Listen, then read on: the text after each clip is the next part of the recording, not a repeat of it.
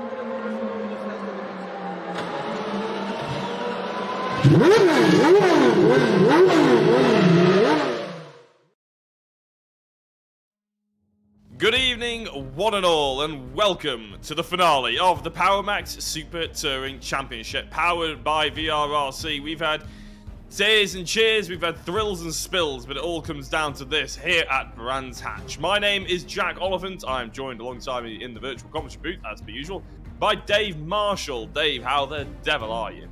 Yeah, I mean, it seems quite a fitting finish here at Brands GP. Obviously, it's the finale of the BECC as well. But I tell you what a track it is to do it on. For me, a track that really has a bit of everything. It does indeed, and it'll push these cars and the drivers to the limit, although it is one of the most popular tracks on any E-Series. So I'm sure they'll know it by the back of its hand. It's just getting to grips with the three cars that you can see at the top of your screen. The BMW, the Volvo, and the Nissan Primera as well. Like you can see also just below those three cars, all the championship rounds that we've had so far, and they've culminated into a championship order, which we'll be able to bring you in a couple of minutes' time. But first of all, we're going to run through the prizes. OBP hydraulic pedals for winners of the both gold and silver category. For 2 BTCC VIP hospitality tickets for second place. And third is the Rig Sim Race 3 chassis. And I'll tell you what, those BTCC VIP hospitality tickets, they're going to be interesting for next year as well, because you'll be wanting to get down to the BTCC to watch Camish versus Sutton, which of course only got announced today, which maybe we can have a chat to about a little bit later on there, Dave. But first of all, we want to have a look at potentially the championship order if we can. There we go, yeah. So Jordan Brennan on top at the moment. Not a massive margin between first and second, which of course is Mark Fletcher. Only 17 points, followed by Dadswell. There is a bit of a margin to Dadswell, unfortunately. He's got 22 points down from Fletcher, which means 40 points to try and overcome to Brennan, which I don't think will happen. Bugner in 4th position, and then Beard in 5th. Bugner's got that 4th position pretty much sewn up, but Beard is a long way off. 40 points of the gap between himself and Scott Bugner. And there you can see the rest of the drivers in A category, all the way down to Chris Shepherd in 9th, who unfortunately only took part in one of the races. Next, silver category. Paul Zanettacci, who seems to have gotten to grips with these Super Tourings rather nicely, on 173 points, 22 points behind Carl Felvers, who in turn is 22 points ahead of Nicky Taylor. So those three drivers still within a shout of each getting the championship, but it's going to be a little bit more tricky for Nicky Taylor, has to be said. But he has just won the Clio Championship in the Academy, so I'm sure he won't be too upset about it. 4th place is up for grabs as Thorne and Regan are separated by only 3 points, followed by Sutton, now joined Napa Racing. No, I'm kidding, it's a different Sutton. He's in 6th place, he's on 68 points. So silver, very much up for grabs between 3 drivers, and gold, to be fair, still up for grabs between about 3 drivers as well. So it should be very exciting come the end of this evening, Dave. I don't know, I'm not going to ask who you got your money on, but of course we had the last round. Silverstone National, it feels like ages ago because we didn't have the Academy on a Wednesday, but that provided extremely exciting racing. And you can see that Jordan Brennan took home the most amount of points. Yeah, it did, and you see, yeah, you've got the likes of Jordan Brennan. You'd be hard pushed to vote against him for the championship. That being said, on actual position tonight, I think it's just going to be a case where we might just see him keeping it clean, bringing the car home. The likes of Dadswell has really brought himself into this championship, I think it's fair to say, Jack. Shown really good pace as of late. Also, Jack Smith there. Jack Smith actually not raced tonight in the SmartFi car, but he has got a driver to step in. So we've got Oscar Williams, who is looking very, very quick indeed in the car as a step in. So, yeah, whether Jordan will chance it and really push for the win, could be wrong, but I doubt it. But we're going to see good racing, needless to say.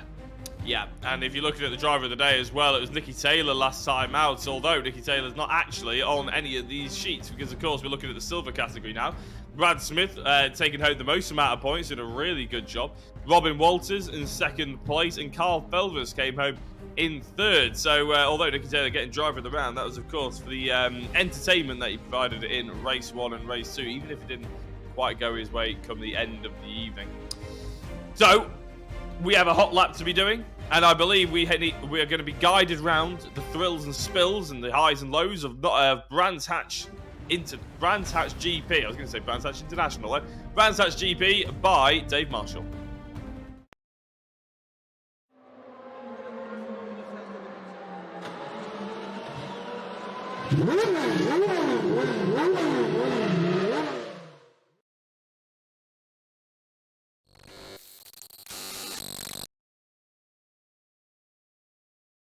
So here we are across the line at Brands Hatch for the final round of the Power Max Super Touring Car Championship, powered by VRRC. Very difficult turn 1, the car's very loose. You can see I catch a little bit of the inside curve there, forcing us wide, but still carry good speed down through paddock, up into Druids, try and open the corner up as soon as possible and build that boost up to get the best drive down towards Grey Mill Bend, opening it up, not to get that car to turn too sharply, nice and floored, nice and open through that bend. Now to Surtees, a super difficult corner, down to second gear, but just to get it to turn in, and then short shift third to get on that power and all the way up the back straight. Really good place for an overtake here, through under the bridge, but you've got to be brave to go for a move into Hawthorne Bend. Really difficult in these cars. You can see very loose on the back end, a lot of front end tuck going through there. Into the right section here, cut as much as you dare, but also be careful not to run too far wide off into the gravel on the outside, but super committed back section of the track. In fourth gear, taking a little bit of curve, you can see yet again very unsettled on the way in. So much commitment needed for that back section, but so rewarding when you hook it up. Now towards final corner, always wondering how much speed you can carry. Down one gear, throw it over the inside curve, and then get on the throttle as soon as you dare without putting it wide. That's a lap of Brands Hatch. Make sure you tune in on Tuesday night from 7:30 on VRRC's Facebook and YouTube page.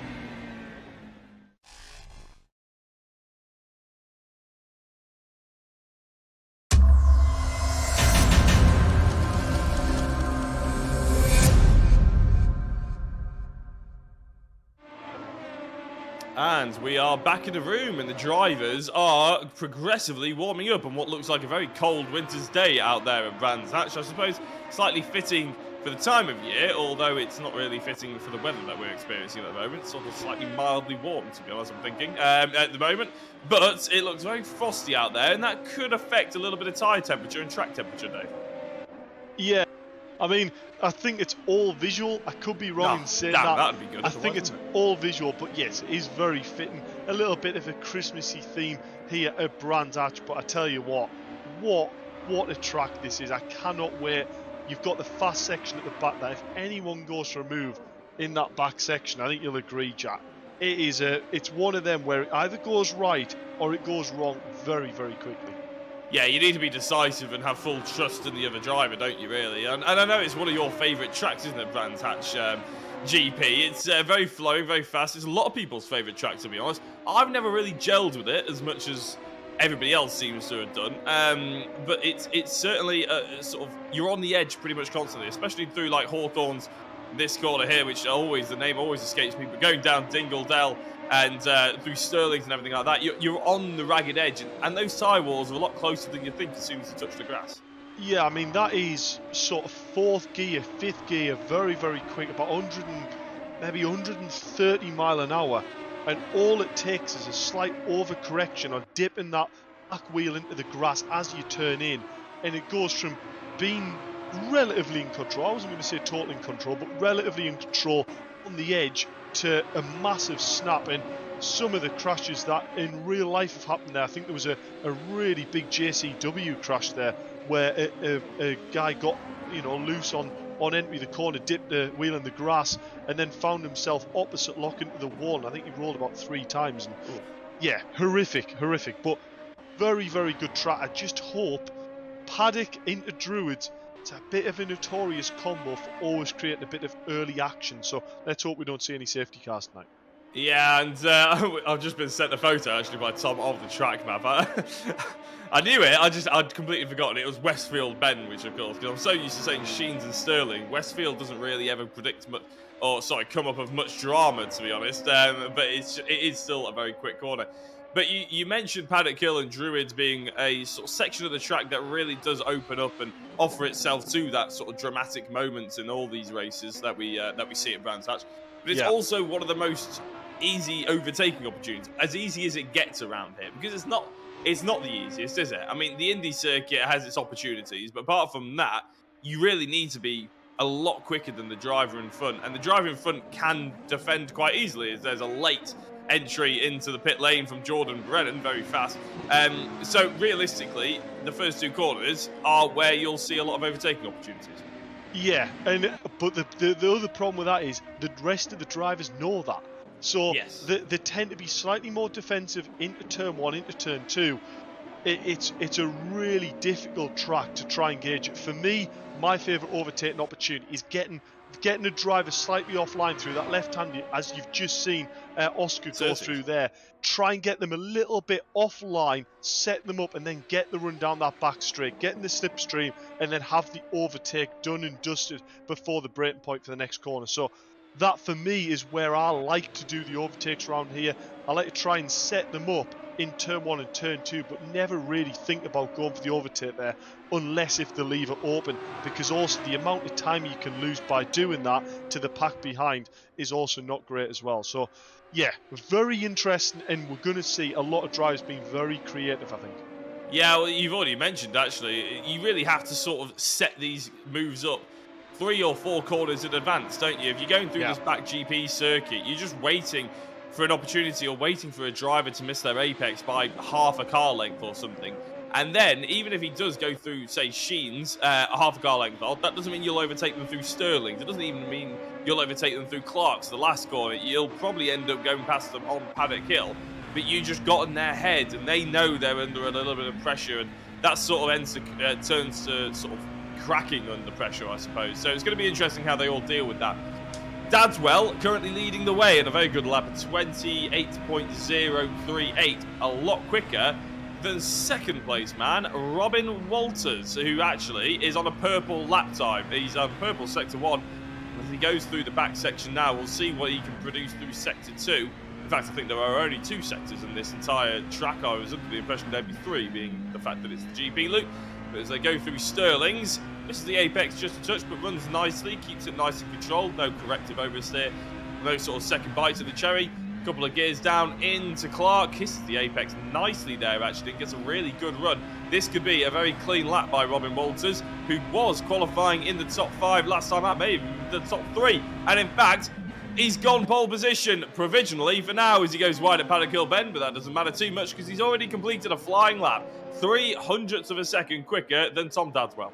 Yeah, I think it's even quicker than that. It's 3,000ths, I believe. 3,000s, you're absolutely right. I mean, you probably wouldn't even be able to see that, I wouldn't have thought, on track there. Meanwhile, there's Oscar Williams standing for Jack Smith. 4th place currently at the moment, doing a very, very good job. Yeah, Robin there, that last corner looked on the verge of being about perfect. Lovely tuck in, right on the apex. You don't want to clip that inside curb because there is quite a big bobble. If you're going to end up turning a bit early, it's actually better to take quite a lot of the inside of the grass there, scrub a bit more speed off, and you don't actually get the bounce. But yeah, perfectly into the apex, ran it out, and it's always one of them, especially if you're up on that delta. You power in into through that last corner, And the temptation to get on the throttle super early and just have that outside wheel kiss the gravel and scrub that speed back off again. So it's quite a difficult corner to gauge how fast you can go in, and especially when your delta is green, can really be a big mental thing. As Mick Sutton there, you saw that mid-corner push there, and all it takes is to run a little bit wide, and there is that lap gone. Yeah, I mean, I remember when I was driving, it was never front-wheel drive, although Mick Sutton has got a little bit quicker there, so he got himself into 7th, but I never drove front-wheel drive. I always drove rear-wheel drive, and I developed a habit, especially around somewhere like Zanettacci. It's a really bad habit, because it does push the car on quite badly, where as soon as I come off the pedals and I'm sort of going to coast, I should say, I end up just dabbing the accelerator, just that little bit. So I come off the brake, say, with my right foot, and I just dab the accelerator. There's no real reason for it. It was just purely habit. And it would end up, you'd have to come straight off it. Then you'd have to wait another half a second before you get back on the power. And it would just ruin your run, especially around somewhere like Clarkson and Brands Hatch. I was always bad at it through not Hawthorns, through Westfield, this one here. Dab down. It's such a fun corner. You sort of go down the gear, chuck it in. But I'd always end up accelerating just a touch too early. And that would sort of ruin the run through Dingledell and through Sheens and Sterling and Sheens. So it can be, as you said, a patience game. You have to be really patient and just be committed to your line and committed to your acceleration point and not try and get greedy, because Brands Hatch will just punish you, even if you try and go a little bit wide on the entry, which is exactly what we just saw Luke Weston do. Tom Dadswell goes on pole position with an absolute flyer of a second sector. His first sector was down. His second sector was purple. It was purple by quite a significant margin as well. He's the first one to delve into the 1 minute in sector 2, which gives him the first person to delve into the 1 minute and 27s today. 1 minute 27.9, or at least in this qualifying session. I didn't quite catch what the fastest was in practice, but still a flying lap by Dadswell puts Robin Walters firmly back into second place. Yes, I think it was very close in time practice beforehand. I think it was 2 drivers that actually got into the 27.8. So for all it isn't the optimum time we've seen, that is a very good lap time indeed. Now I'll be surprised if any driver's really going to challenge that for the pole. Robin Walters might have a good go there, but I tell you what, this is going to be a difficult challenge for all the other drivers now. 4 minutes to go, and they've seen Dadswell post that lap time. What you can just about see is there's an S after the time on the timing tower there. That tells you what tyre compound they're on. So the majority of the drivers are all on the soft compound tyre. Now what that does mean is you get an out lap, a fast lap, and then you've got to come in and change your tyres. So yeah, it's not a brilliant scenario if you don't hook up that lap. It's not just a case of you've lost a minute and a half of being out on the track, because it actually means you've got that out lap, then your fast lap, and then an in lap if you haven't beat it. So there's what, nearly 5 minutes worth of time. So realistically, the drivers need to hurry up, get out there, get on another fresh set of tyres, and get that out lap done as quick as they can without overheating the tyres. Yeah, we're currently having a look at Carl Felvers, who really needs to get out there and get a move on, like you just mentioned, to be honest, because he's wavering down in 16th place. Now he is green at sector 1. What will he do? There's a bit of track there to be gained, a bit of time maybe to be gained there for Carl Felvers on the exit, but at the moment he just needs to put in a banker lap. Scott Bugner goes up and Felvers comes into the top 10. It's not maybe quite as quick as he need it to be, but he is on the medium tyres. So as you just mentioned, Dave, he might be able to get another lap out of them. There are a few people going green actually throughout as well. Nicky Taylor, who, there we go, we're on board with them. He's on green sector 1. What can he pull out for sector 2? Remember, Robin Walters is a silver driver, currently in second place overall. Paul Zanettacci is leading the championship. He's also 5th overall at the moment. So Nicky Taylor really needs to pull something together and gain about 0.3 of a second. It's not quite 0.3, but it's a decent start for Nicky Taylor. He can fight from there. He's only half a tenth down now on Paul Zanettacci. Yeah, very good lap indeed by Nicky Taylor, putting himself right in the picture for a good battle there with the other silver driver, Paul Zanettacci.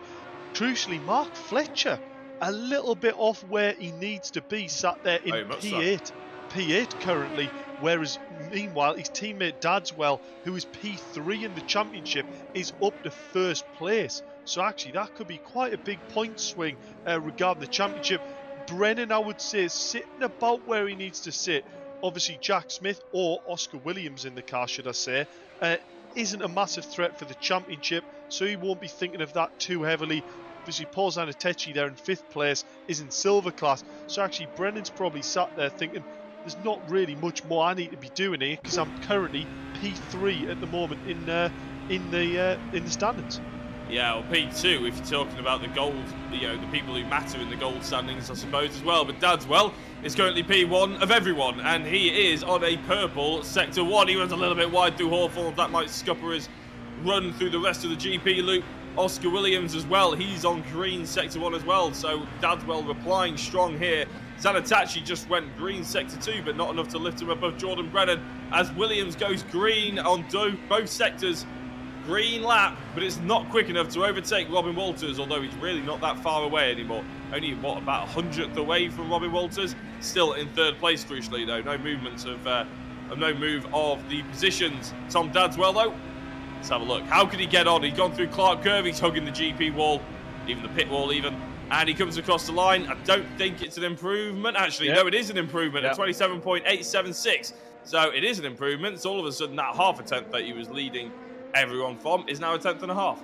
Yeah, that is phenomenally fast. Tom is doing a very, very good job indeed here. Already fast, but going, you know what, that can go a bit quicker still, staying out and putting a better lap in again. Serious commitment there. Kyle Felvers getting very, very sketchy through the fast section of track, and actually Phil Regan doing a very good job to avoid that. Obviously, he was on the racing line and couldn't really be helped, but that is a very, very fast sector, a section of track, to have one of them sort of moments on. Yeah, and that's a shame because Carl was actually up on his Sector 1, so he won't be improving Sector 2, that's for sure, as Mick Sutton goes ahead of Kyle now and into 9th position. Carl's still in the top 10, but really not where he was hoping to finish. So realistically, if you're looking at championship now, if you're looking at the gold category, well, Dadswell is putting in a good show at the moment. Jordan Brennan probably quite happy with where he is in 9th place as Williams goes into 2nd place ahead of Walters. And I think that's a pretty much, 10th and a half down. So he's now 100th ahead of Walters, who was previously 100th ahead of Williams. So it's all getting very close in the top 3. I think it's safe to say that Robin Walters won't be a silver driver come the end of this championship. I don't think. A couple of people crossing the line now. Dadswell Williams are not going to improve. Paul Zanettacci not improving. Neither is Nicky Taylor or Mark Fletcher, who's really very slow in where he needs to be. If you're talking championship standings, Fletcher all the way down in 9th position. Not exactly what he had in mind as Walters tries to improve, but it's not good enough.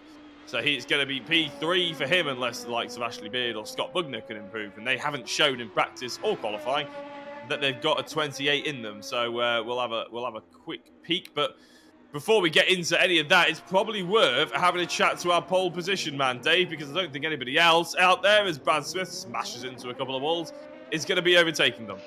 Yeah, I don't think so either. Tom Dadswell, what a fantastic performance that was, a 27.8, one of the fastest times we'd seen in timed practice, but not only that, that is to put that in during the live qualifying session and match what you've already done. That takes some serious commitment and almost that mental game of when you see yourself up on that time. I was talking about that last corner, it's so easy to run it wide and lose the entire lap.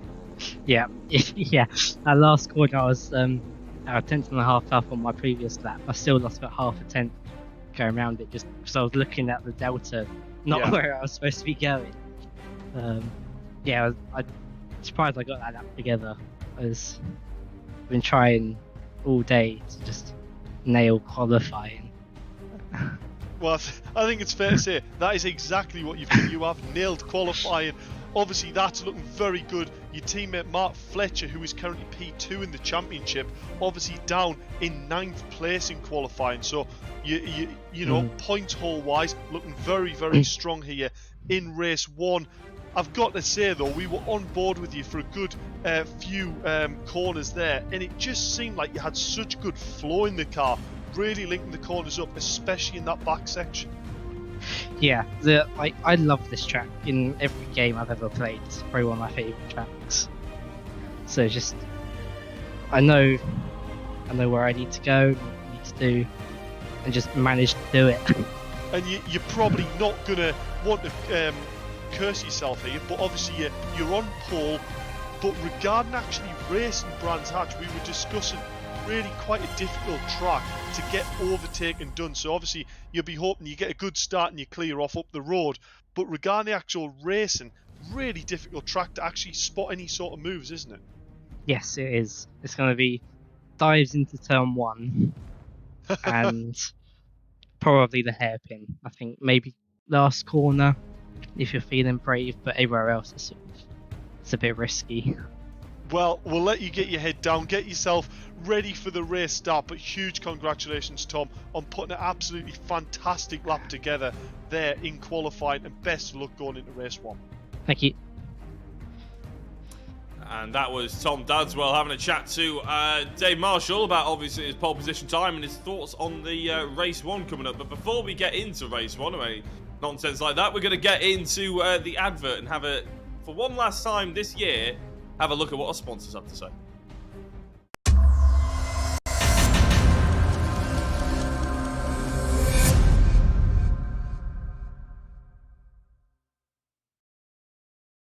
At SmartFi, we do things differently.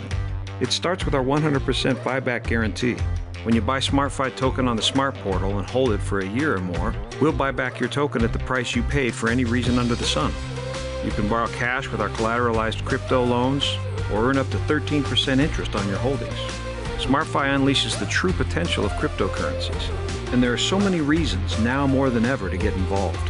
Join us today at smartfi.com. Grow your wealth and secure your future with simple, smart, and safe finance.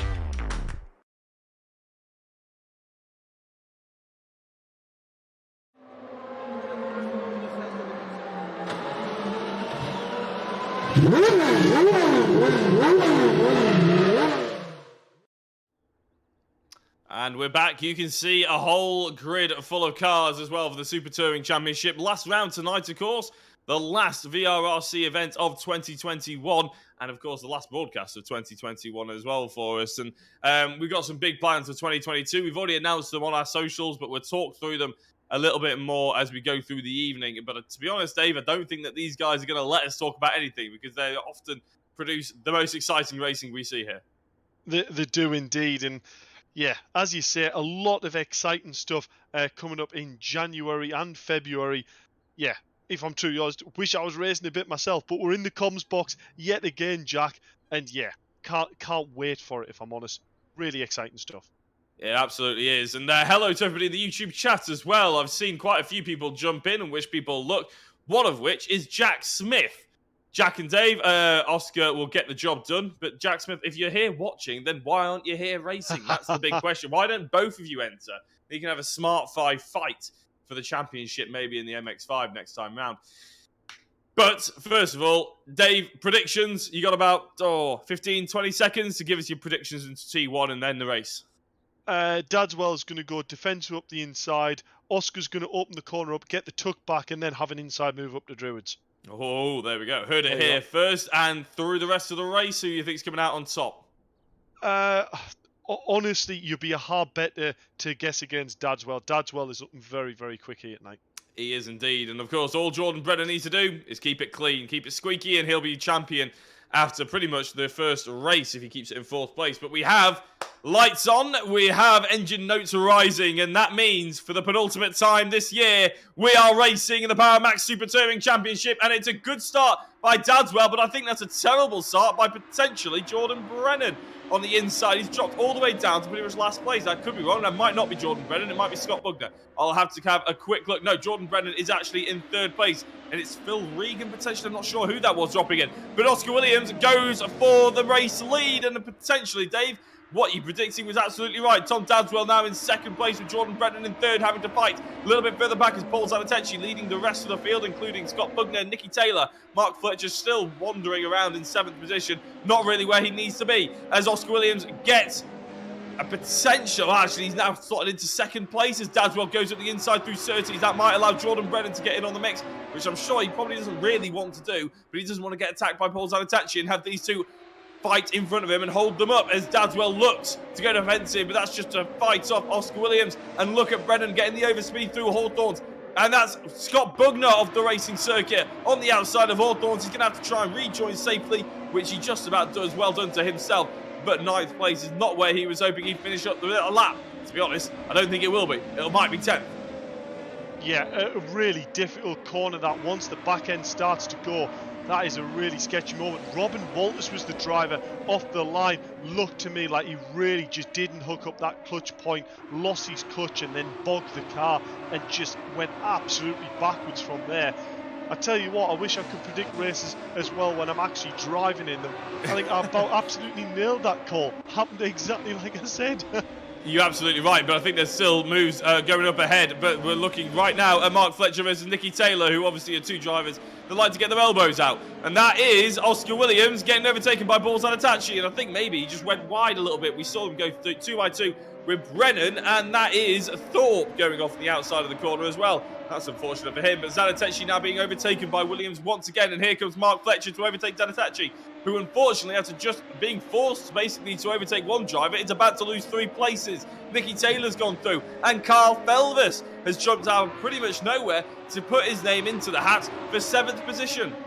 Yeah, fantastic move there, but that absolutely highlighted loss of momentum is absolutely crucifying around here basically. Paul Zanettacci just lost the momentum and was slightly out of position for one corner, and it's nearly cost him 3 positions because of it. So yeah, really unfortunate, but just shows how lucky it is. Oscar there just managing to slot back in behind Taylor, and that's a collision with I believe Kyle Felvis, and who was that maybe gave it a slight tap. Hard to say, but it might have been, was it, I don't think it was Bugner, because I don't think it was the front of the Primera. I don't know which driver that was, if I'm honest. I'm not 100% sure. Maybe Ashley Beard. That could be a shout. Maybe, yeah. We'll see if there's anybody out there who's actually caught that and drop a comment on who that was. To be honest, in the YouTube chat, because like you said, it all happened a little bit quickly, and we were so focused on who the driver was that was actually flying off the circuit. We didn't quite catch the driver who initiated it. That's a move up the inside. I think that's Robin Walters on Luke Weston. So Walters trying to get that recovery drive as Weston gets scared out to the outside of Druids. Walters goes through into 9th position. Ashley Beard and Scott Bugner. There is Luke Weston rejoining at the exit of Druids and going through Graham Hill Bend now. Just about, obviously, holding on to that 10th position. Mick Sutton, Brad Smith and Carl Felvis in the background. Carl deciding not to pit, which means he's probably confident that his car is A-OK, as Ashley Beard goes through on Scott Bugner up the inside of Hawthorne's Lou Duffers dip. Yeah, so a brilliant move up the inside. Not really a lot Bugner can do there. In fact, he's going to go for a cutback. I was going to say that would have been an impressive but very risky move indeed there, Scott. Scott just looked like he's struggling a little bit with the balance of the car here. Meanwhile, no trouble at all for the likes of Dadswell. Dadswell up in front by a very clear margin, ahead of Jordan Brennan, and Mark Fletcher, managing to find himself all the way up through the grid, has found his way into 3rd place. Yeah, impressive. Ashley Beard was the driver that was involved with the Carl Felvis incident, unfortunately. We just got confirmation by Tom O'Farrell, our broadcaster, which obviously Carl won't be too pleased about, and that pretty much scuppers all plans of a championship battle, unless something big happens to Paul Zanettacci and Nicky Taylor, who are both fighting a lot further forward than Carl is right now. But of course, there is still a 2nd race to go. So you never know, you can't quite write him off, but it would be pretty mathematically difficult for Carl Felvis to get up ahead of any of them. Mick Sutton in 12th position, just been running a little bit wide there. But it is worth noting, Dave, that obviously these drivers, they're fighting for top 3, but all 3 prizes are pretty damn good, aren't they? Yeah. I don't think I'd be disappointed to get any of the 3 prizes, if I'm completely honest with you. Obviously, you want to win a championship just for the pride of being 1st place, but them OBP pedals, absolutely fantastic prize. And realistically, once you've won them, that's got you set for probably the best set of esport pedals on the market. But then you've got the BTCC tickets to go and see this sort of event in real life, might even be lucky enough to actually be Brands Hatch GP. And then you've got the 3rd place prize, which is basically an entire rig chassis itself, which you can put all your hardware on, your monitor, your wheel mount, and actually, if you already had a set of OBP pedals, your set of OBP pedals as well. Well, exactly, because a lot of these drivers, that's Phil Regan facing the wrong way. It's all about safe rejoin now, which I think he'll be able to get away with. Yeah, that's Phil Regan. Unfortunately, I thought it was Fletcher then, but actually it was Fletcher setting the fastest lap, which is why he appeared in my right-hand side of the screen. Not ideal for Phil Regan, but you're absolutely right. I mean, a lot of these drivers will have raced in multiple championships with VRRC, and hopefully will continue to do so going forward as well. So we always offer fantastic prizes. And I think the MX-5s, they have similar prizes than we have here. I think the OBPs are back on the prize list. I think the BTCC VIP package is also back on the prize list. So, yeah, plenty of opportunities for these drivers to come in and have another go a little bit further down the line, especially if we keep which we will, keep the silver and gold category. And if these drivers stay in the silver category, obviously that's an advantage for them. I think there's a few drivers that will be promoted to gold. I think potentially Robin Walters will be promoted into a gold category. Without doubt. Yeah, exactly. As we're just having a look at Mick Sutton potentially being overtaken by Brad Smith, although Brad Smith going around the outside of Hawthorns was always a little bit brave. Doesn't happen yet. Yeah, this is a nice move. I'm noticing further up the grid, Oscar Williams is looking actually quite racy now behind Nicky Taylor. So this is a battle that's starting to develop. I did also notice though, Mark Fletcher, the last lap at 27.98 in race trim. So that's on medium tyres with a lot of fuel in the tank. And he's put a lap in, not even a tenth off what was pole. So if he managed to set that in qualifying, he would have seen himself second on the grid. We didn't see that one coming. Yeah, he's absolutely flying, isn't he? And it's exactly what he needed to do. As there was a driver running wide there, and as Ashley Beard, obviously, previously he was involved with that incident, but now he's run wide at Paddock Hill and has lost position to Scott Bugner and a recovering Robin Walters, who of course was quick. And I don't know, I took my eye off that one, Dave, but what I can say is there was contact between Walters and Beard, and I can't really put the blame on either way. Carl Felvis goes through on Ashley Beard, which I'm sure he'll probably feel is justice served. So Felvis and tonight, Beard down all the way to 10. Yeah, I didn't have a judgment on that because I like to be controversial. Yeah, basically that was just Robin Walters turned across the nose of Ashley Beard there. Ashley Beard, I'd imagine, wasn't in quite a low enough gear to pull the front end round quite as much, which is why we saw as much of a half spin as he did. He was probably in third gear then. It just needed second to downshift and really pull that front end back round. So, bit of an unfortunate collision there, but these things do happen, and luckily both drivers have drove away from it and haven't really lost out because of it either. Phil Regan getting past Thorpe there, and I'm just having a look. Fletcher is actually flying once again. He purpled sector 1. He is might actually see a new flying. fastest lap. He's absolutely flying, and he's into second position. No, he's not into second position. I don't know why my timing tower said that. But Williams versus Nicky Taylor, the Smart 5 substitute, trying to get past one of the silver protagonists here in Nicky Taylor, obviously third place in the championship, but winner of the Academies only a couple of weeks ago. So Williams really pushing hard, maybe staking a claim. Hopefully he enjoys what he's experiencing. Maybe comes back again in the next series. But Fletcher coming across the line then, it wasn't a faster lap, but it was only slower by 0.003 of a second. So if you think if Fletcher could only do it over one lap, you'd be dead wrong. Yeah, but more importantly, last lap, you're looking at the other drivers. Dadswell was at 28th flat, and Brennan sorry, Dave. Williams around the outside, going down Pilgrim's Dip. And I think it's just going to be a little bit too much, although I could be wrong. I could be made to eat my words. And I am made to eat my words. What a move by Williams. We've seen that so many times go so horrifically wrong. But Williams gets past Nicky Taylor. I'm sure the drivers and spectators of Smart Fi in the YouTube chat will be enjoying that one. Yeah, that move just doesn't happen. That move, you do not do that move unless if you've got absolute trust in the driver up your inside that he's going to leave your room. And I tell you what, could be wrong, but I don't think Oscar's ever versed Nicky Taylor. So that was a very, very risky move indeed to go around the outside of Nicky. But fair play to both drivers. Very good race and respect between them. Jack Smith, get your mouse and keyboard out and get on the grid, mate. It'll be a laugh. Give us something to laugh about anyway, wouldn't it? He's in the YouTube chat just saying that he doesn't have a wheel apparently at the moment. Well, Mark Fletcher and Jordan Brennan looking very, very close on grid indeed. So hopefully we can pick that battle up. Jordan Brennan, look at this. Mark Fletcher, I mean, he started 9th place on the grid. and he's now battling for second place, not that far off the back of Dadswell. So he has got a very, very good race car underneath him indeed.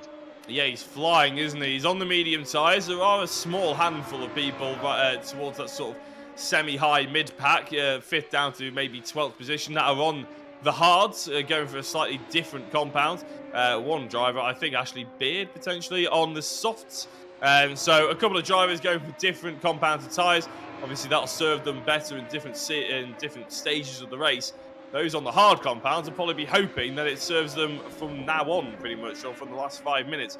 But at the moment, Fletcher is making his tyres work down to a T and catching Jordan Brennan up. And of course, Dave, Jordan Brennan, if he gets overtaken by Fletcher and doesn't lose too much time, and that it only comes in third, say, it's not the end of the world. But a reverse grid is so unpredictable that really, in race one, you need to bag as many points as you can. Yeah, exactly that. The full reverse grid race realistically puts everything back on the table. 20 points for a win really does. Oh, Luke Weston, I was about to say, driving the Beamer very, very well at the moment. Nearly inside that top 10, so a great job by Luke Weston in a very, very difficult car to drive indeed. Mick Sutton looked like he's going to go for a lunge up the inside, but bails out on it last minute. Luke Weston still holding on to that 10th place. He needs to get that inside covered, otherwise Mick's probably going to have a look. That's late defended, and Mick has indeed put his nose there.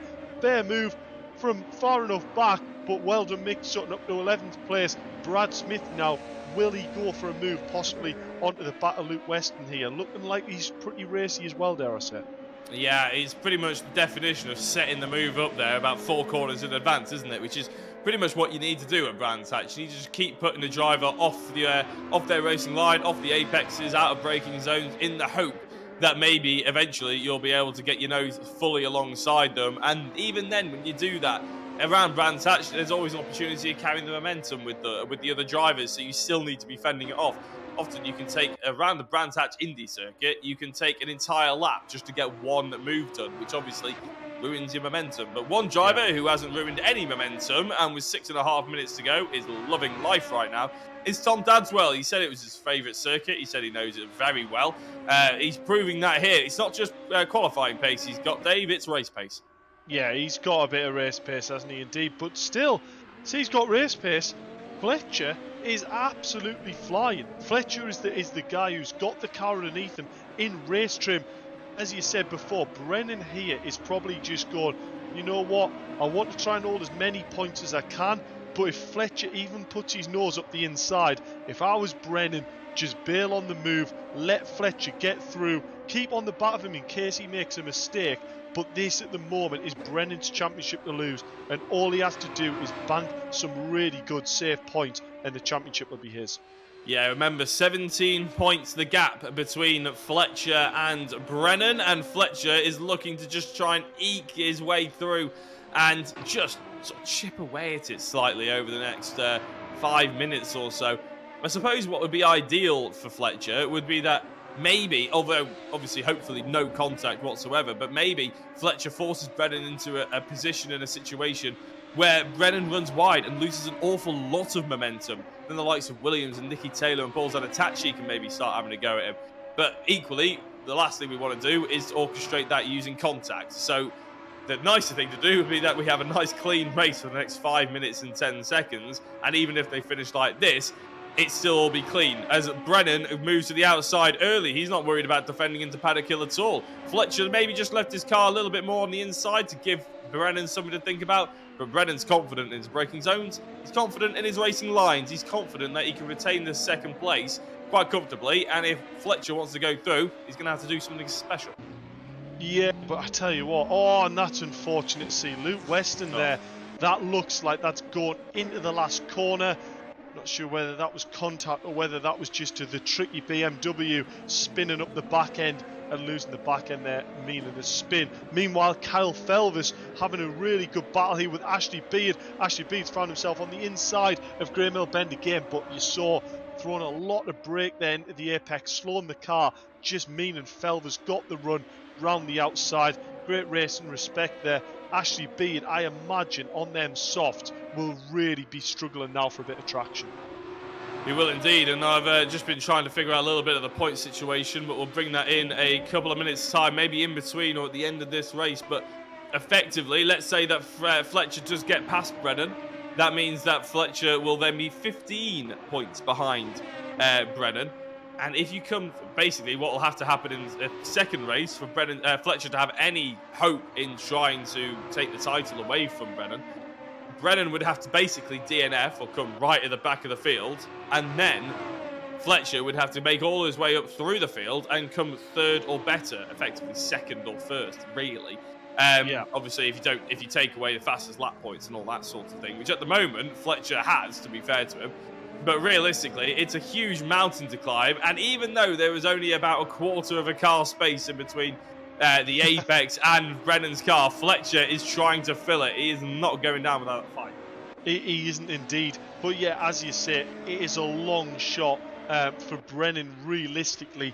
I probably shouldn't say for Brennan to lose this championship. I should more say Fletcher to win it instead. But to throw it on the other head, the amount of times we've seen Fletcher come through the grid and finish on the podium in the reverse grid races is nearly every time we run it. But unfortunately for Fletcher, so's Brennan. So, you know, it's going to be a tall order, but unfortunately, I think it's going to be a case of the championship is basically going to level itself out, and Brennan is going to go into the last race knowing that all he has to do is basically finish. This is a brilliant battle, though, isn't it? This isn't for any kind of championship place or anything, or any nonsense like that. No calculations involved here. Just out and out racing on a circuit between two, now maybe three drivers as well, just swapping it, hammer and tongs at each other, and hopefully enjoying it. Obviously, we saw a little bit of contact between these two drivers. We may have seen another one there, but as Mark Fletcher tries to go up the inside into Paddock Hill Bend, he does get past Jordan Brennan, who's going for that cutback, as everyone always does in Paddock Hill Bend. But I think Fletcher has just about get that momentum. He's got the car stopped for Druids, and it is Fletcher in second place, which, like we've said all throughout the race, Brennan will be fine with, I imagine, as long as he finishes the next race. He won't be pushing too hard. He won't be busting a gut to try and beat Fletcher in this race. He knows that he's picking up valuable points, and he's only losing 2 points on his championship rival. It's Carl Felvis, yet again, goes past Ashley Beard at the inside of Druids, and Felvis this time getting his elbows out a little bit and forcing him wide. Mick Sutton seems to have disappeared from this battle, meaning that he's probably been pulled into a battle with Brad Smith. In fact, he has. He's already lost the position to Brad Smith, as they both go wide in the background there. Going through Surtees, though, it's Felvis back ahead. Yeah, brilliant battle on track here. Brilliant battle so far down the grid as well. You know, it really just shows, for all they might not have the outright pace of the drivers that's right at the front, the actual racecraft and the respect they've got for each other is still very, very high indeed as well. So very, very nice to see indeed. Oscar Williams, we've got to point out, doing a great job here. First round in the car, and he's sat there in P4. Yeah, and probably pulled off move of the day so far. Yeah, brilliant effort. Yeah, best move of the day, riskiest move of the day, but it worked. So fair play to him, fair play. Nicky Taylor, currently P1 in silver class as well. So Nicky Taylor, talked to him in time practicing just before we went live, admitted he is really feeling uncomfortable with the car and didn't feel like he had a good car underneath them. Well, I tell you what, it seems like good enough that it's currently P5 and looking very good indeed. Yeah, unfortunately for Nicky Taylor is the fact that I was slightly wrong with my brief of the championship standings. He actually can't win the championship, unfortunately. So as we see, Luke Weston ending up somehow weirdly parked in the entry to the pit lane. It looks like that Ashley Beard's going to have another pop at Carl Felvis, who carries momentum around the outside and again just about gets the move done, but not signed or sealed yet as they go down into Surtees. There we go, Ashley Beard going back through. Felvis trying to carry momentum, and he shouldn't be able to get away with that move, and he hasn't got away with that move. Beard's still in the lead as they go down into the dip and into Hawthorns, but like I was mentioning, I don't think, with Nicky Taylor being 44 points behind championship leader Paul Zanettacci, even if Zanettacci hadn't turned up tonight, there aren't really enough points available for Nicky Taylor to actually get up and beat Zanettacci. And, oh, my days, that's the checkered flag. I was too busy making out calculations that Tom Dadswell wins the penultimate race of the Super Touring Championship in the Altitude Esports car, with Mark Fletcher in second place, Jordan Brennan in third, Oscar Williams on his debut comes home in fourth, with Nicky Taylor rounding out the top 5 ahead of Paul Zanettacci. And of course, Nicky Taylor leading the way in the silver category. As a huge hit at the backside there by Carl Felvis on Ashley Beard. Ashley Beard gets the drive away. Maybe Carl just came off the throttle knowing that was a bit of a cheeky one. So they both finish in the top 10, but Ashley Beard wins that race. Robin Walters recovering after dropping the clutch and going all the way to the back of the field in 8th position as well. Mick Sutton comes across the line in 11th, Brad Smith in 12th, Phil Regan in 13th, with Kenny Press finishing the race in 14th. And Paul Laramie, Thorpe and Weston will round out the field. That sort of snuck up on us a little bit there, Dave, didn't it? It did indeed, because that Felvis battle with Ashley B was absolutely fantastic, if I'm honest. Yeah, that little tap into that last corner, Ashley B had just put his car exactly where he needed to put it. Just braked a little bit mid-corner, slowed it down on the apex just enough to keep a tight line. Obviously, Kyle Felvis, his only option there was to try and go wide and get the cut on the inside. He was committed to it. There was a slight little tap. Honestly, wasn't malicious. You could tell as soon as he got a tap, Ashley B was a little bit sideways. Kyle Felvis backed out the throttle and positions were kept the same. But that, to me, is good, hard racing. That's what we like to see. And I tell you what, if it's more of that in the second race, that'd be great to see. It would indeed. So we'll be able to, as soon as the session is processed and everything like that, we'll be able to bring you up to date with all the championship standings as well. Because of course, that is what we're keeping an eye out on today in the finale. And it's been a fantastic year for VRRC, and I hope everybody at home has enjoyed watching it along with us. But before we do obviously get all gushy and sentimental, it's about time, Dave, that we have a chat to our podium winners, our podium sitters. Yeah, we do indeed. First of all, go down our P3 finisher, Jordan Brennan. What a race that was, but just not quite either the tyres or the outright pace there to hold on to Mark Fletcher, who was closing rather rapidly in that middle part of the race. Yeah, the race was good. Yeah, Mark was rapid. I'd seen the lap time, and I was like, he's coming. There's no point fighting it. But yeah, I don't know. I've just not really done any testing this week, so I'm just running the start from Silverstone, and it's not really working around here.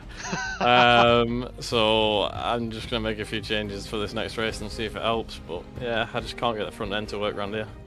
Yeah, well, it's a very, very different track indeed from Silverstone National. Still, great result out there. Good championship point haul, and also looking good for your overall championship as well. Well done, John Brennan. Yes, thank you. Move forward on our P2 driver, Mark Fletcher. Some serious pace, but why couldn't you do that in qualifying? Mate, it's a known fact to everybody in the chat, in the stream, everywhere. I cannot qualify. I don't know what it is. I can't get one lap pace. But yeah, fantastic race. That was brilliant fun. Yeah, roll on race 2. But yeah, well done to Tom for the first altitude 1-2. Just shame it was the wrong way around. The right way around. Well, we won't start with any sort of team politics in here. But fantastic race there, Mark. Fantastic effort and bringing it home in P2 as well. We're looking forward to seeing what you can do with that pace in race 2. Cool. Cheers, Dave. Thanks a lot. Good luck, Tom. Cheers, you too. I'll move forward on our P1 finisher in silver class first. Nicky Taylor. Sorry, Tom, in the broadcast there. Yeah, Nicky Taylor, phenomenal drive there. And I think you'll accept yourself. You said to me you didn't really feel the car was underneath you, and yet there you are bringing it on P1 in silver. Yeah, it was close though, because my fuel had literally 0.1 as I went over the line, so I conked out just after Druids on the out in lap, so I was close with the fuel, but yeah, no, I had a bit of trouble with the ride height at the start of the race. It said the front ride height was a bit lower than what it needed to be, which I don't know how it was, considering I kept it the exact same as what it was in quali, but hey ho, I had to change a bit of the setup before the first race, which ain't ideal, but yeah, I think I didn't expect this at all. Although I do race around brands on a sim religiously, I did not expect to come P5, and yeah, just made a few mistakes which lost me the time to Ollie, and then yeah, happy with P5 and P1 in class. Well, huge congratulations, Nicky. I'll let you get your head down and put a little bit more fuel in that car. I will do, cheers. And quickly, Tom Dadswell. I mean, what can we say? A pretty flawless race from yourself. A little slip up off the line, meaning the inside line was given unto Druids. But other than that, you can't really complain. Phenomenal pace out there. Yeah, I think I surprised myself, to be honest. I got a much better start than I thought I was going to, because I don't have a clutch pedal, so I have to just sort of pound it on the throttle. So, like, the hardest part of the race is always getting up the line, but didn't do too bad. That was not a bad start at all for not having a clutch. A phenomenal effort. I've got to say, full reverse grid. What do you reckon you can do? Go on, let's hear it. I think I'm just going to stay out of trouble, try and follow Mark and Brennan through. That's not what we want to hear. No? We want to hear a possible win on the cards. Okay, I'll do that then. Hey. Well, huge congrats, Tom, and hopefully we might be speaking to you after the race as well. Hopefully. Thank you. Congrats. There we go, Jack. You've just got some nice pusher driver, don't you? He's got the pace in the car. We can see he does. This could be a good race for him. It's a very difficult track to overtake. But as you said before, you've got to have that significant pace advantage. And I do think the likes of Mark, Jordan Brennan, and Tom Dadswell really have that here today. Well, you mentioned it's a hard place to overtake. That means a lot of people will try and a lot of people will probably fail, which means they'll probably get gifted quite a few places as well. But obviously, we don't want any of that really happening. So Luke Weston on pole position, followed by Thorpe, followed by Laramie, and Press are the top two rows. The lights are already coming on, so I'll give you the championship breakdown in a couple of minutes' time. Because, of course, we want to be covering, for the final time, the Super Touring Championship here at Brands Hatch in 2021 on VRRC. And the lights are up, the engine notes rise, and we're away. It is a lot of wheel spin there by Luke Weston in the rear-wheel drive. But thanks to that rear-wheel drive BMW, he gets an absolute rocket start. Thorpe being overtaken potentially by Laramie, I think, into T1, as we're now focusing a little bit on Phil Regan and Brad Smith as they go through Paddock Hill for the first time. It is a commanding lead by Weston, but that's a spinner in the Primera, and he's held it without making contact. Scott Bugner, brilliant car control, and not the first time we've seen this weir either. Brilliant driving from then, but he gets a little bit of a tap at the rear. I think that was with Nicky Taylor and Brad Smith potentially, as I think Mick Sutton goes off wide. Mark Fletcher's moved up one position, but Beard is facing the wrong direction. That's not nice to see. Ashley Beard, I feel like he got a little bit robbed in race 1. It looks like he's been robbed again a little bit in race 2. But I tell you what, my heart was in my mouth when I saw Bugner there going sideways up towards Druids in a full pack in front of him. How the world did he just hold that power slide while going into there and missed every car? Hopes and prayers, I imagine. Phenomenal car control. It was indeed. So as Carl Felvis is fighting for podium places against Kenny Press, he'll probably feel like he's got plenty of momentum and plenty of pace underneath the car to try and overtake him. But it's not that easy round Brands Hatch. You really need to size it up. And that's Dadswell. That's Dadswell. Well, we've cursed him, unfortunately. We were saying he was going to go for a race win. Now he's down in plumb dead last. 17th position as Beard gets past Robin Walters, another protagonist in this weekend. And it's not gone well at all. No, that's really not nice to see, but we did say it could go one or two ways. It's a very, very fast section of track indeed, and I tell you what, if anything goes wrong out there, it goes wrong so fast, and I imagine that's probably what we saw there. Jordan Brennan up to 9th place, Fletcher up to 10th, and I'll give you the championship breakdown in a couple of minutes' time, because we do see that Carl Felvis and Scott Bugner get past Kenny Press for the... Well, is this the third lap of the race? Going into the third lap of the race, I think it is. So Felvis into the podium positions. Thorpe and Weston ahead. Not for long, no, as it's only Weston ahead, as Felvis makes a very decisive move to go at the inside of Thorpe. And I think that's all fair in love and war, isn't it, Dave? It was decisive. He wasn't exactly argy-bargy. He just made his move and his ambitions very clear. And as they go towards Hawthorne, Bugner's making that move again on Thorpe. So Thorpe losing 2 positions in 2 corners. Yeah, but it was side-to-side contact there with Carl Felvis and Simon. It was a good move. Simon almost saw it coming. Both drivers didn't really lose too much time because of it. But what it did do is bring Bugner right in the picture. And Bugner did the right thing there. He had the speed advantage and he pounced when he could. Meanwhile, I don't want to curse him, but I feel like there's a curse coming. Luke Weston doing a good job out in front in the BMW. That's 2 or 3 laps now. He's built himself a good lead. When we've seen this in the past, the amount of times he's been leading and then there's the safety car and he's lost that pace, that first place advantage. This is one of the first times we've seen he's out in front, no safety car needed. That was a little bit of a tap there by Mark Fletcher. It sent Simon Thorpe into the gravel trap. So hopefully that'll be a nice and clean. Sorry, it was Smith. Sorry, yeah, you're right there. Hopefully we'll see a nice clean rejoin, and it was indeed. So no collisions on the rejoin there. That's also quite often the case where drivers will go into the gravel trap, rejoin there, and with it being Paddock Hill Bend, very fast set of corners, can often be a little bit messy. So yeah, good to see.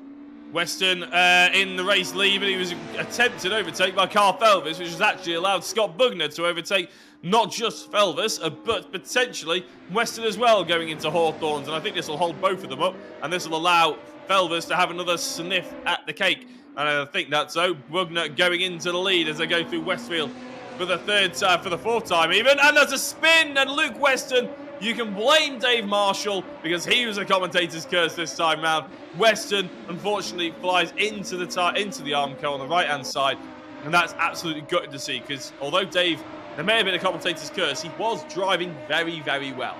He was indeed, and unfortunately, I don't think that was a commentator's curse. That was Kyle Felvis' front bumper, unfortunately. Well, so potentially, yes. Yeah, just a little bit of nose-to-tail contact. And I think I've said this before, Jack. You know what it's like, especially with your brother racing in a rear-wheel drive British touring car on a grid dominated by front-wheel drive cars. It just sometimes just doesn't lend itself to being the easiest car to drive amongst the grid. A little tap, you start lose the back end, and there's not a lot you can really do. Speaking of little taps, unfortunately there was a tap between Williams and Press, and then Press got sent into the opposite wall as Oscar Williams went wide through Paddock Hill.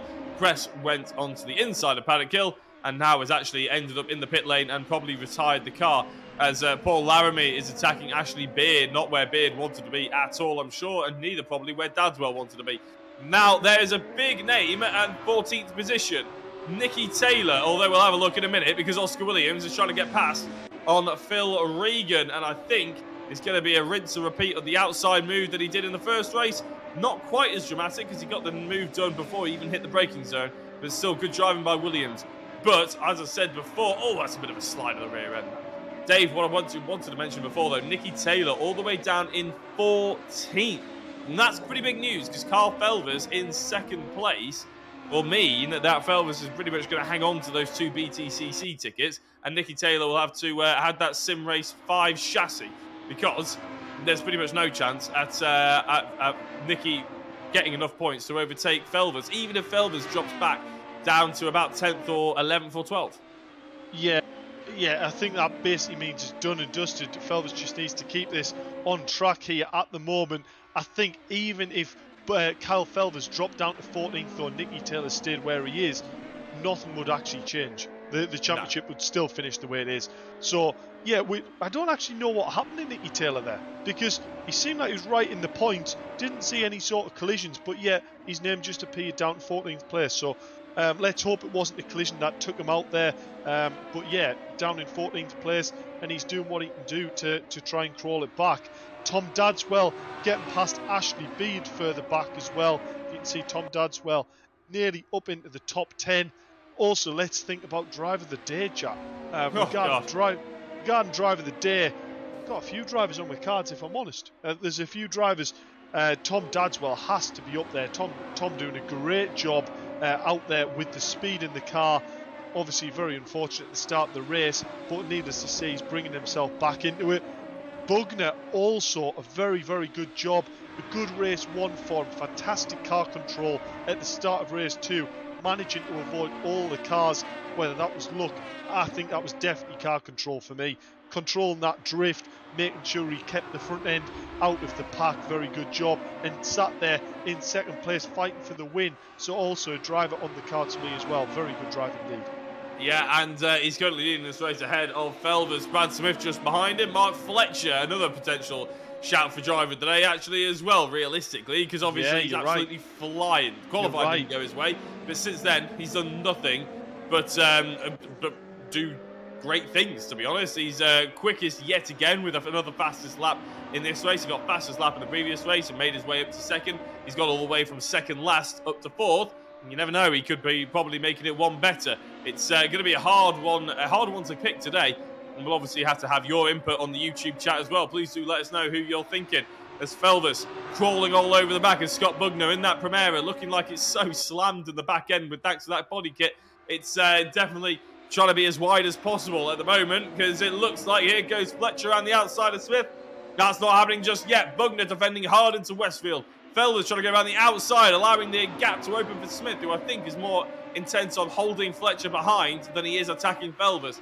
But all of this is allowing champion-elect Jordan Brennan into the mix in 5th place. And in fact, I was about to say he'll be there in about half a lap's time, but he's already there, to be honest, and that's why a huge crash for Smith and a huge crash for, oh my days, it's going to get worse. Oscar Williams, I think he's about to join in on the party. Fletcher gets through, Brennan gets through, Felvers gets through, which means Bugner and Smith and I think Williams all became a cropper on that one.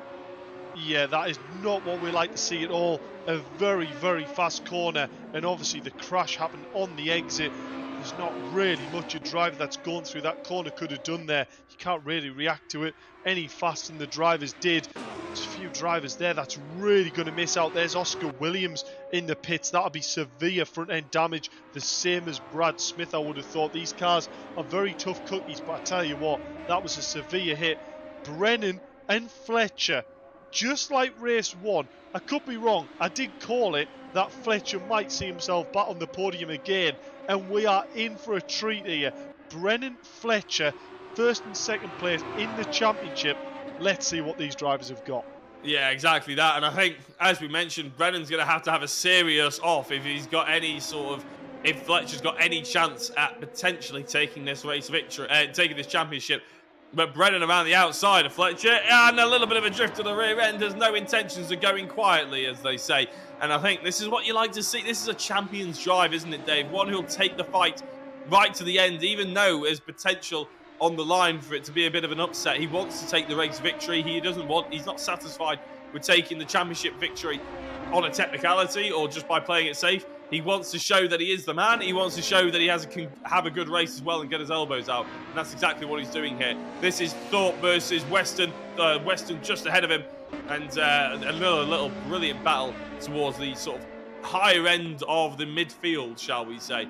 Dadswell all the way up to 9th already. I'm very interested in how he's going to crack on with the last 9 minutes, because there's no doubt that he's probably got the pace on pretty much everybody apart from maybe the top 3.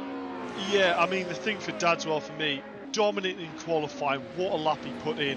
Really good race 1, drove within himself, and he was so far off the back of the grid at the start of this race 2. He's found his way up inside the top 10, and in fact, he's right on the back of another 3 cars here. So I tell you what, if Dadswell starts to make a bit more progress, for me, Dadswell is definitely in the running for driver of the day.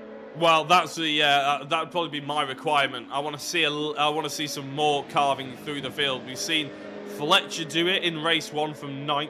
We saw him do it in race 2 from 2nd last.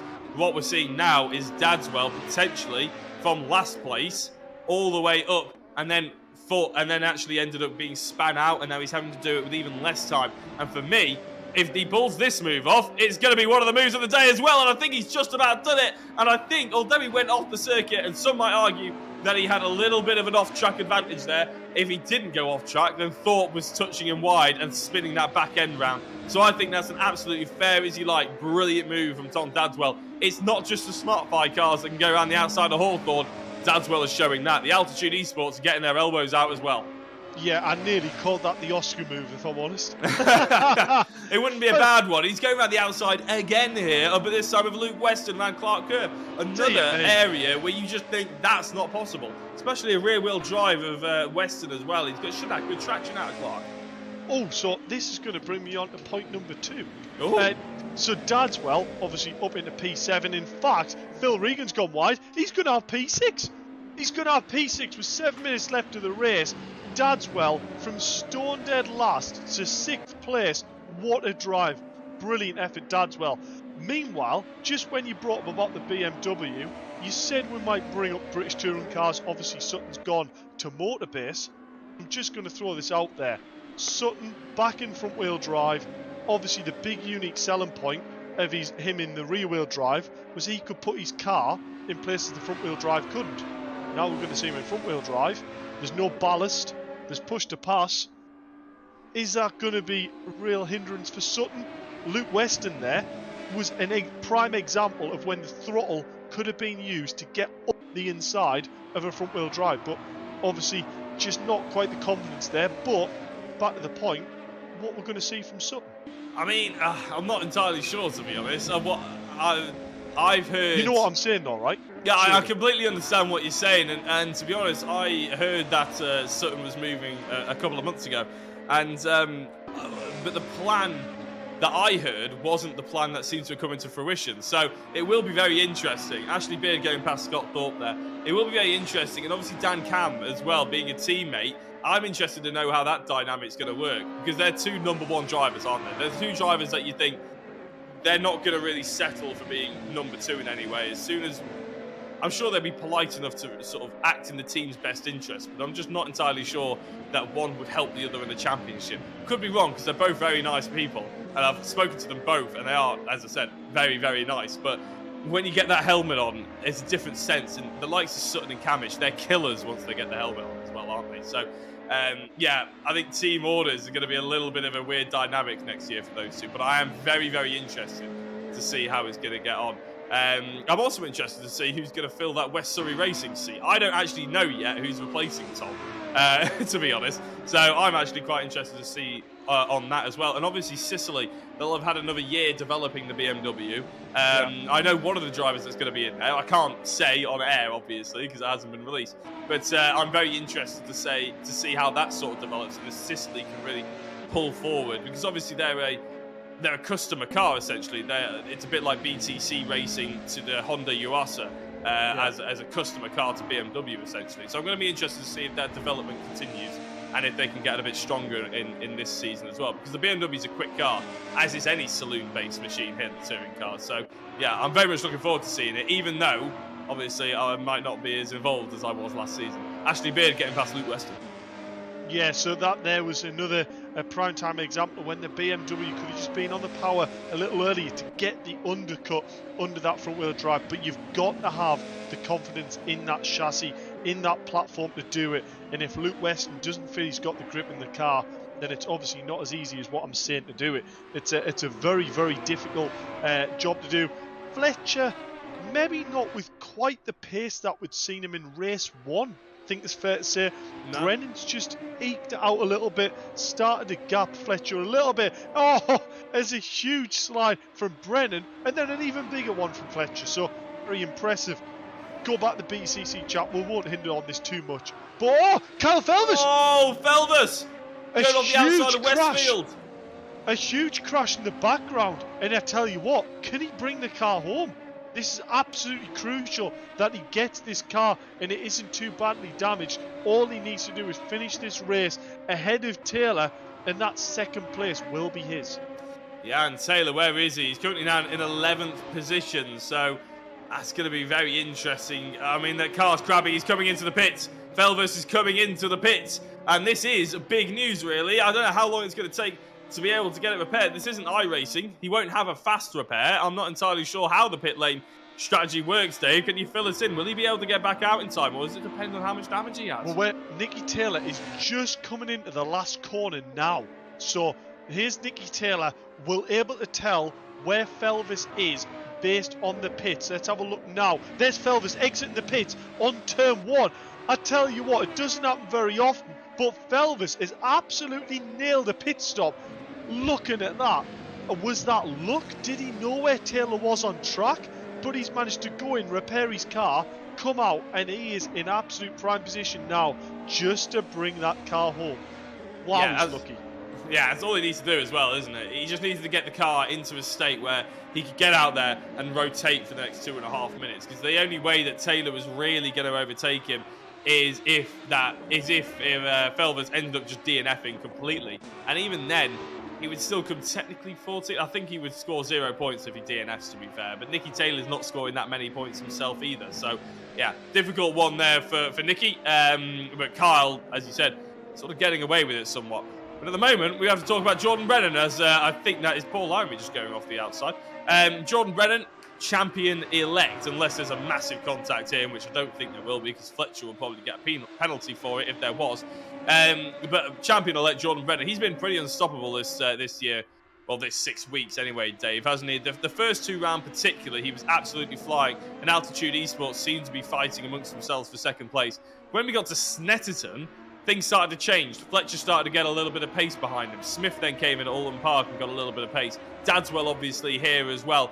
And to be fair, at Silverstone, Dadswell was quick as well. But Brennan has been constantly in the top 2 this entire series.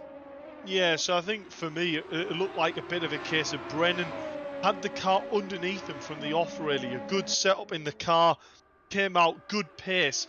A bit like almost when you see in BTCC a car that's ran for a season, then you've got an untested one. You know, he just seemed to have that sort of instant gelling with the car, was driving it well. Fletcher and the Altitude boys had a little bit of catching up to do in the car setup, but then I think what we've seen is Brennan hasn't slowed down throughout the season. It's just a case of everyone else has just started to catch up. And actually, Felvis, what's happened here? Felvis down to P13. Yeah, Tom has put in the chat he's just said to ignore himself. So Felvis is genuinely down in 13th position here. And I'm not sure if anybody out there has got their calculators out, but for the next 30 seconds, I'm going to try and very quickly work this one out. So Felvis was 12 points ahead of Nicky Taylor. And if you go on the points reference, at the moment, now we have to do it via class, not overall finishing position. So via class, I think Nicky Taylor is 5th place, which would allow him 10 points. So even though Felvis, he could DNF here, Felvis, get 0 points, he would, if Nicky Taylor stays in 5th in silver category, then Felvis will still come 2nd by 2 points. So there's nothing really to fear at the moment, unless Nicky gets Luke Weston. And we saw Weston have a couple of spins in race number 1, so there's every opportunity that might happen again. But I think Felvis should be okay on the last lap of the race. Speaking of last lap of the race, it's the last lap of the championship, Dave. Mark Fletcher is piling all the pressure on Jordan Brennan, and I think Brennan seems to be absorbing it like nothing is affecting him at all. That driver just behind, I think, is Thorpe, who's been lapped as Bugner and Dadswell swap positions. I think we're going to give driver of the day to Dadswell, but Fletcher looking at the inside of Sterling's. That's probably the last chance saloon for him. Going down into Clark Curve, Jordan Brennan on the racing line. No worries in the world. You're looking at not only a race winner here at Brands Hatch, you're looking at a championship winner in the Power Max Super Touring Championship. Jordan Brennan will go home with a pair of OBP hydraulic brake pedals, and Mark Fletcher comes across the line in 2nd place and will take 2nd place in the championship as well. Paul Zanettacci, 3rd on the podium overall, but here in the championship, he also came and took home a victory as well. We have 2 champions on the podium, separated by Mark Fletcher. Dadswell will take home a Driver of the Day award and 3rd place in the championship and 4th place on the road. But a brilliant drive by Dadswell, it has to be said. Scott Bugner came home in 5th, Beard 6th, Regan 7th, Weston 8th, 9th was Nicky Taylor. Thorpe rounded out the top 10. Well, it's about to round out the top 10, I should say. There we go. Then you got Paul Laramie. I think Nicky Taylor will be in 3rd place. I'll get confirmation of that just before we finish the stream. And Felvis will take home 2nd place in the championship with a rather battered and bruised car. We have an awful lot of interviews to get through, as you can imagine, this evening. And Dave, I'm going to hand it over to you to talk to not only our podium sitters, but our championship sitters as well. Yeah, well, we're lucky enough that our actual championship sitters are also the same people that finished on the podium. So that efficiency. That helps me a little bit there. So, this is all very provisional because it's working on very quick mental maths. But first of all, we will go to our P3 drivers in both categories. Nicky Taylor, silver class, P3 finish, jumping in the championship a little bit later. You obviously weren't here for the start of it. Yeah, I mean, you can't really complain for that. It was a good season, wasn't it? Yeah, I mean, still trying to get used to the car throughout the whole season. I literally don't even get it at this point now, so yeah, but that last race was just absolute force because I didn't get allowed onto the track and literally got run out of road by Paul and hit into the barrier, so that was nice. And then I lag spiked into Mick at the start, which I couldn't do anything about, so yeah, but to be fair, get third in the championship that I wasn't the quickest in by any means and didn't understand the car, I think is quite a miracle. Well, you're in silver class now. Obviously, you are getting promoted up to the gold standard in the next season. So we're looking forward to seeing how you get on and looking forward to seeing what races you end up with VRRC. Yeah, it should be good. All the ones for next year are meant to be fixed setup, so should play into my hands. I think the fixed setup aids my driving style more because it makes everything fairer. So yeah, it should be good, and hopefully that TCR we can win the championship in that. But see how it goes. Well, huge congratulations, Nicky. Well done, and we'll speak to you shortly. Meanwhile, we'll go to our P3 driver in gold class, Tom Dadswell, but also, crucially, our driver of the day as well. Fantastic drive out there, Tom. Yay! I was hoping to get driver of the day at some point. Yeah, fantastic effort out there. Obviously a very difficult race too for yourself. We didn't see what incident you were caught up in at the start, but you dropped back significantly. You were right at the back, and then halfway through into P10, and then managed to finish nearly in the top 5, or in the top 5, should I say. Yeah, I think I just got past Bugner on the last corner up to the line. Yeah. Halfway on the grass, halfway on the tarmac. It was, yeah, a great race. So I was just doing quali laps the whole time, just to catch up. So P3 in the overall championship as well. That means you get one of our fantastic SR5 chassis. SR3, SR5? 3. What? SR3 chassis. I should probably know that. Don't get too greedy. Don't get too greedy. One of our fantastic SR3 chassis, but also driver of the day, a Power Maxed Valet kit as well for yourself. About time you had one. Fantastic race of this season as well. I mean, you must be fairly happy with that, surely. Yeah, I'm really happy with that. Coming into this, I would have been happy with, I don't even know, like a top 7. Didn't. But yeah, just the game in general. It's a lot of fun. It's a big learning curve coming from iRacing as like our main game, our main sim to play. But yeah, really happy with third. Well, really happy to hear you've enjoyed yourself, and hopefully it's the start of a lot more racing with VRRC and on this fantastic sim as well. Well done, Tom. Thank you. And we'll move forward on our P2 driver in silver class, Kyle Felvis. I mean, not a last race that you particularly wanted. A huge moment through the back section of track, and meaning that you actually had to take a pit, but somehow came out in front of Nicky Taylor, but then had another excursion that we didn't really see. Yeah, when I came out of the pit, it seemed to put me a lap down because I was getting blue flags for Nicky, and then into turn 1, I just had a big moment, and it sort of had a snap of oversteer and I spun around. But yeah, really lucky to get P2 in the championship. Yeah. Well, we're looking forward to seeing what you can do in our follow races. I know you've already signed up for some of our future championships, and really look forward to seeing how you do in gold class next time, crucially. Yeah, like Nicky said, it's fixed setup, which also favours me because I cannot set up a car for the life of me. So the Mazdas and TCR should be good fun. So we'll just get preparing for them. Well, looking forward to seeing how you get on. Well done, Kyle. Cheers, Dave. I will move forward on our P2 finisher in gold class and in the overall as well, Mark Fletcher. The first time on a Settle Corsa, the first time for the Altitude boys, and you've took an Altitude 2-3 with some fantastic prizes and also showed some serious pace in the car as well. Yeah, mate, it's been a great championship. I've really enjoyed it. Thanks to Rich for organising it for a start and giving us a shout to come and give it a go. But yeah, well, fantastic racing. Obviously a little bit disappointing. The last race was a little bit more chaotic than we wanted it to be. But yeah, it's been a mega championship. Super fun meeting, obviously, all the new faces. And yeah, well done to Jordan. You absolutely smashed it the first half of the year. I couldn't get anywhere near you, man. But yeah, fantastic racing, always clean. Yeah, it was really good fun, and really pleased for the team as well. Well, we're looking forward to seeing what you can do in the future as well, Mark. Hopefully we can get you involved with a few more of the events that we're putting on as well, because you and your team, obviously clean races, brilliant to see, and we'd love to have you back.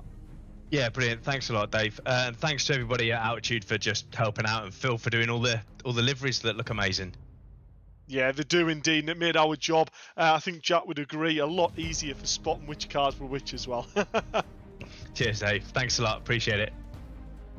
And talking about bright cars, we've got our P1 driver in silver class, also P1 in the race as well in silver class, Paul Zanettacci in the green car, inspired by Oscar, I believe. What a fantastic drive, and see us as provisional silver class champion. Well done, Paul. Cheers, Dave. Thank you very much. Yeah, super happy with that. I mean, tonight went sort of as well as I could have hoped. I think I got a bit lucky avoiding quite a lot of incidents in that second race. It looked like it was carnage from where I was, but yeah, really happy with that. Really pleased with it tonight. Pace wasn't maybe as much as Nicky had, but yeah, it's enough to do the job, so happy with that. Yeah, I mean, I tell you came in tonight, you know, basically just thinking, let's just keep it on the grid, bring home some solid points, and then wrap up the championship. Yeah, that was pretty much the approach. I wasn't sure sort of how many points I needed, but I wasn't going to risk anything. It probably wasn't the most entertaining drive to watch, but wasn't going to risk too much. Try and stay out of trouble, and yeah, just bag points because I knew that's what I needed to do. So, and obviously that means you take home our prize of a set of brand new OBP eSport pedals as well. So that'll look rather nice on the sim, I would have thought. Yeah, absolutely. Looking forward to using those, so that'll be fun. Well, I'm sure it'll be a learning curve when they come as well. Obviously, it's a lot more realistic and a lot more like the real thing, so it does take a fair bit of adaptation. But fantastic set, and couldn't be any better for adapting more to real life and basically able to jump in a real car and it for it to feel the same. Perfect. Sounds awesome. Well, fantastic effort there, Paul. Well done on the Silver Class Championship. But we got our overall champion in Gold Class, Jordan Brennan, finished off where it started, a race win and a set of OBP pedals. I mean, yeah, what more can you say? A brilliant set of results. Yeah, it was good that. I just threw everything at the last race. I was like, see what we can do here. I feel like I went the wrong way with the setup, but I don't know. I just chucked more at the race and had a lot more fun with it. Yeah, well, I was saying to Jack in the commentary that it seemed to me like you almost came into sort of the Super Touring a little bit like the way a BTCC team does, you know, coming in for the second or the third season, where you sort of came in, the car was basically on rails from the off, and everyone was sort of playing catch up. And I think you'd agree, by the end of the championship, they were pretty hot on heels, but you'd already done the damage at that start of the championship. Yeah, it was a shame to not have the battles early on, but yeah, they did definitely catch up, and I'm pretty sure they overtook me on pace in this last race, this last weekend. But yeah, fair play to everyone, and especially Mark for actually putting a battle on towards the end. But yeah, it was difficult at times, but it was a fun championship. Well, we're looking forward to seeing what you can do in our future championships as well, John. I'm sure you signed up for some of the future ones coming up. And yeah, yet again, fantastic result there. It's nice for you to finish on a win there as well as winning the championship. And I hope you enjoy your set of brand new OBP pedals. Cheers, thank you. And there we go, Jack. I think I'm through them. I think I'm through the interviews. I was going to say, I ended up reading a book. No, obviously, I was paying attention. But yeah, there you can see the confirmation of the results on your screen. I mean, the gold category with Jordan Brennan taking home the victory and the championship. Fair few points ahead of Mark Fletcher, who really did push it in the back end of the series, but obviously not quite able to get there. Tom Dadswell in 3rd place, but again, will probably come back stronger next year, and hopefully will come back, obviously, with a shiny new car as well, obviously, with that Paramax bucket. Scott Bugner and obviously Ashley Beard 4th and 5th, and you got Smith, who unfortunately didn't end up turning up today. Otherwise, he probably would have been in the fight for the top 5. And if you look a little bit further down, you can see the likes of Paul Zanettacci, who a few people in the YouTube chat have actually mentioned we didn't mention pretty much at all today, especially in the second race. But he drove expertly, cleanly, just took advantage of other people's misfortunes a lot of the time, and obviously did a lot of great work himself. So fair play. I mean, he's a champion. Sometimes the champions do it in the quietest way possible. Yeah, I mean, he said it himself in the interview as well. He said it may not have made for the most entertaining race, and obviously Tom O'Farrell, who does the broadcast and tries to pick up all the battles on track of whatever's the closest and what might change. And to be fair, Paul Zanettacci did exactly what he needed to do today. Stayed out of all the trouble. Yes, he didn't get much screen time, but that in itself has meant that he's been dominant in that Silver Class Championship, really, because as he said, he did exactly what he needed to do, brought on safe, secure points to bring on that championship, and it's great to see it, because we didn't see much of that green car at all, and it stands out, so we would have seen it. Yeah, exactly, and to be honest, I'd probably rather have a set of OBP hydraulic pedals than maybe another 2 or 3 more minutes on the YouTube. So yeah, it is a good job that Tom does as well, to be fair. Right, anyway, Carl Felvers, 170 points, came home in 2nd place and will enjoy a weekend at the British Touring Cars. Didn't actually realise, but I just saw on the YouTube chat as well that Kyle actually came down at Thruxton and tried out the sim at the sim truck on the BTCC weekend, and that's actually where he got the idea to race with us. So yeah, I didn't realise. He was very, very quick as well. He was, yeah. I mean, I say that I would have been one of the people that strapped him into the sim, and I hardly remember anyone that day. But it's fantastic to see that people have actually come in, tried that, and translated that into a championship, and he's winning prizes out of it at the end of the day. So you can't really argue that it's not a good return on investment.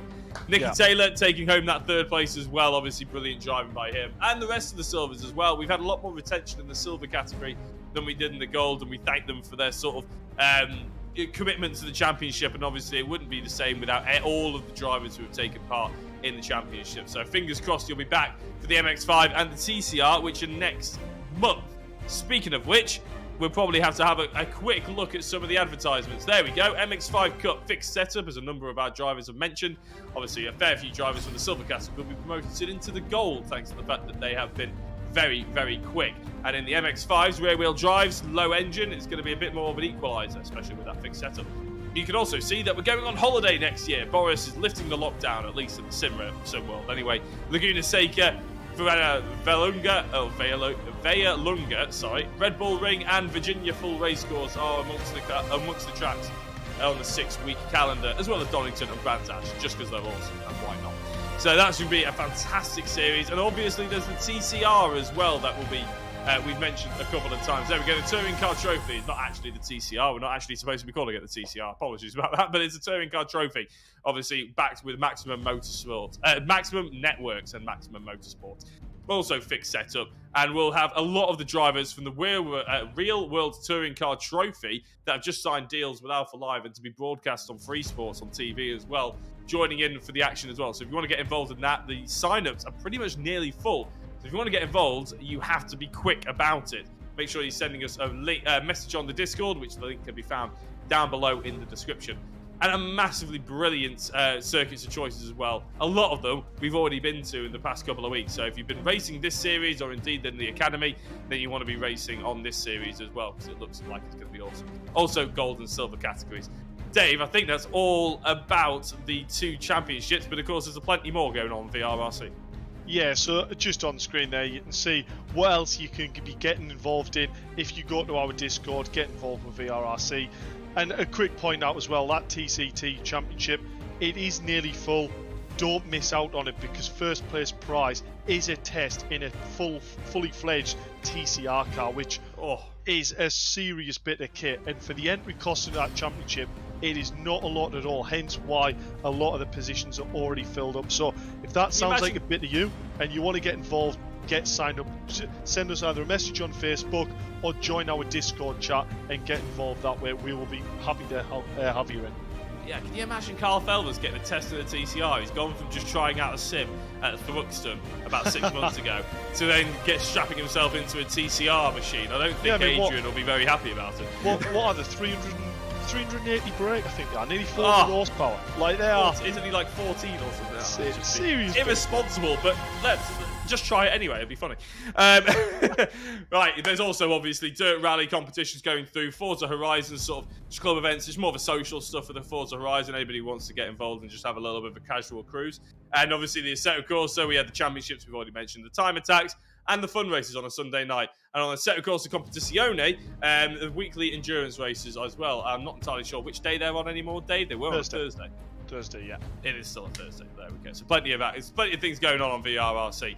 But I think it's about that time that we seal off not only the night, but the championship as well, Dave. Any thoughts on the championship as a whole and the night? Just basically, any thoughts? That was a dramatic championship, wasn't it? It was dramatic. And for me, it was so nostalgic. Seeing them cars out on the track, really, really nice to see a little bit of old technology.